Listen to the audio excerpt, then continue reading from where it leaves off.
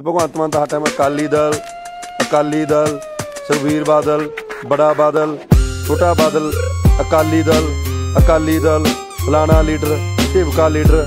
ਇਹਦਾ ਮਤਲਬ ਜੇ ਅਕਾਲੀ ਦਲ ਨਾਮ ਜਪਦਾ ਨਾ, ਇਹ ਹਰ ਟਾਈਮ ਨਾਮ ਜਪਦਾ ਅਕਾਲੀ ਦਲ ਦਾ ਭਗਵੰਤ ਮਾਨ। ਇਹਦਾ ਮਤਲਬ ਸੁਪਨੇ ਦੇ ਵਿੱਚ ਵੀ ਭਗਵੰਤ ਮਾਨ ਪਿਆ ਨਾ।